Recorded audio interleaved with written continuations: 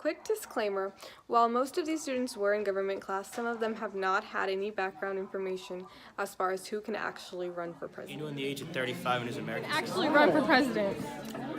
Any child. Of the United States. Run for president of the United States. Your mom. Someone that's not Donald Trump. I'm lost. So what? Who can run for president? Who can run for president? Jesus? Be at least the age of 35, be a natural born citizen or resident for at least 14 years. United States. Versus state. Who can run for president of the United States? Anybody. All white. President of the United States. I don't know. If you're white, if you're rich, if you're an old man, then you can call me. You can run for president. As long as you're an American citizen, I think if you're over, you had to have lived 30-some years or 30 years inside the U.S. And if you're an old white guy with a lot of money. Out of who?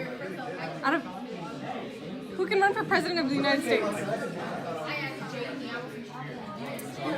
Hillary Clinton. 5 years old at minimum, a natural born U.S. citizen, and have lived in the USA for at least 14 years. I'm actually shocked at how few people got the correct answer to that question. So the correct answer was, you must be a natural born citizen of the United States, you must be 35 years of age when running, and you must have lived 14 years in the United States as a steady resident. As far as everyone who said no, said that everyone can run for president, there's actually a special surprise for you. Also, the person who said Hillary Clinton is 100% correct because she did run. And for all of those who said wealthy people, although they are wrong, there is nothing in the Constitution that insinuates that everyone must be wealthy. It is actually, we've never really had a poor president. It's typically easier for you to go to the political route when you have more money.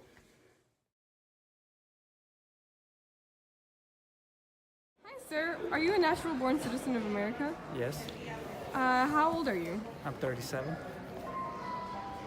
How have you been living in America for the last 14 years of your life? Yes, Then you may run for president. I can. Hi, ma'am.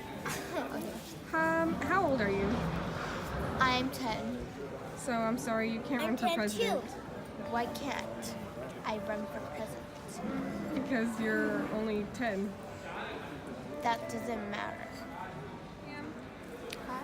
Were you born in America? I believe. Have you been living in America for the last 14 years of your life? Yes. Then, how old are you though? 14. Oh, I'm sorry, you can't run for president. I knew that. Hi, sir. Have you been living in America for the last 14 years of your life? Yes, ma'am. How old are you? I'm 24. Oh, I'm sorry to inform you that you can't run for president Why not? because you're only 24. I know.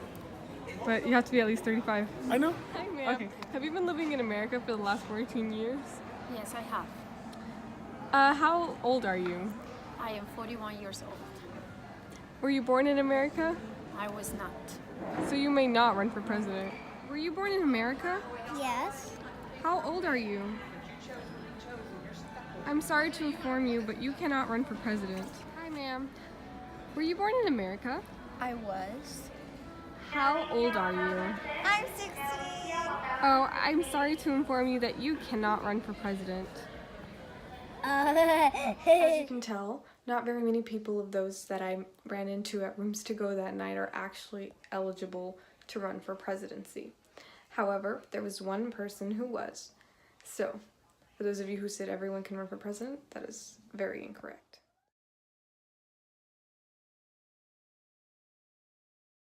The Electoral College. Voters. The people? Past presidents. Electoral College. The people. Everyone who's rich and white from Illegals. Who elects the president? Electoral College. Who elects the president? the electoral President. Congress. That's the people. The people. The citizens? Who actually elects the president?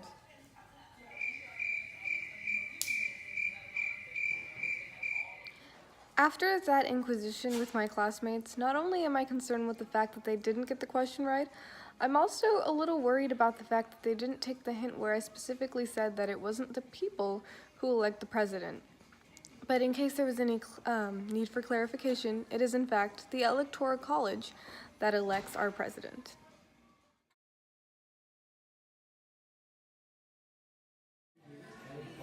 Isn't it something like they're not considered smart enough? Like it's something along those lines that the common people don't know. So they have the Electoral College, the rich people, the people who are your senators and representatives, who are supposed to be smarter and the ones who actually make the decision. Because people are irrelevant. Because they don't pay enough. It is in the constitution. They actually elect the president. How come they don't? Yeah. Because it's in our constitution. People vote for this. Yeah. The people elect the president directly.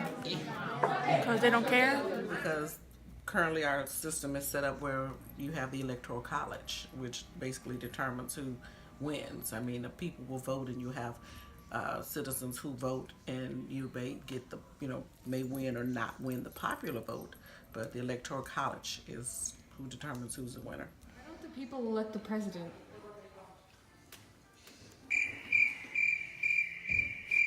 So the reason that we don't elect our presidents directly is because we have a republic, and it's a system that our government functions by, and basically we have the Electoral College, which we do directly vote for, and those people are who votes for our president.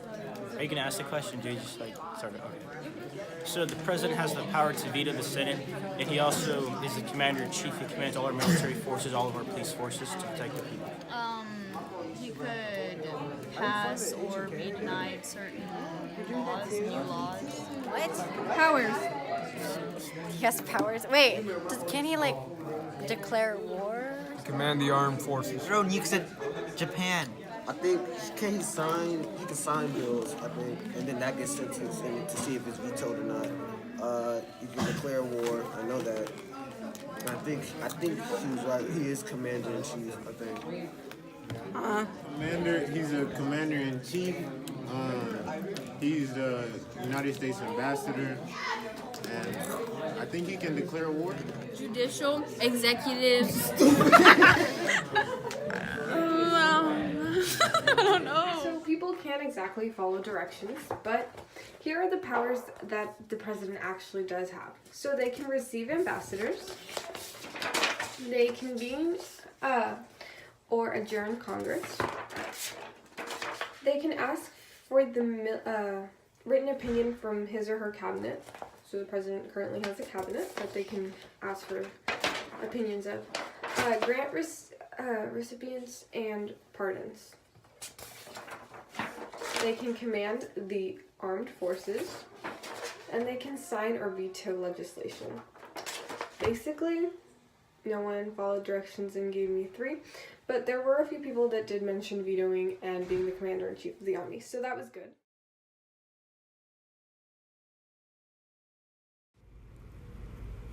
So one diplomatic power of the president is to make treaties and ties with other countries, which in the past video you just saw was, for example, pretend that the girl that was in that video is the president of the United States, and the person shaking her hand is the chancellor of some made-up country called Yoruba.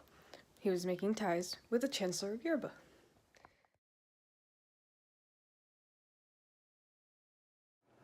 Belinda! Yes, ma'am. This is all the things that I want you to get done by the end of today. Why? Because I said so. See what I did there? That was an example. That was kind of more or less what the president does whenever he goes through his address speech, the union address speech. Basically, he goes through and explains everything that he wants to get completed for that year, as in tasks or more or less like what he needs to do.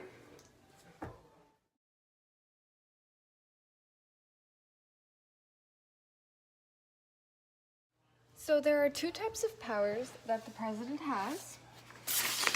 One of them is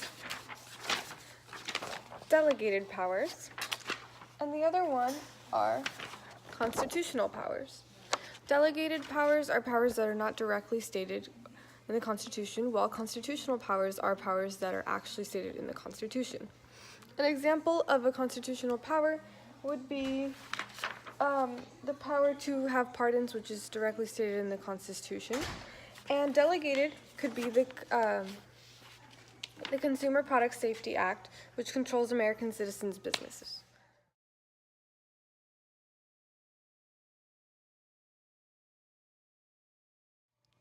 The president only has limited formal powers because a lot of his powers are in fact implied and they can be awarded because we know that they're delegated. Additionally, the framers of the Constitution wanted to ensure that they were never going to be in fear of a tyranny like they had before. So they wanted to make sure that the president had reals and he wouldn't end up being self-powered and just control the whole country and nation.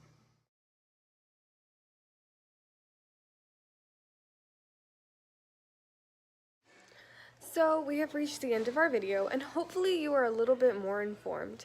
I would also like to say that this is a time to take call and action, and that everyone should go vote for our representatives so that those people actually vote for the president that we want.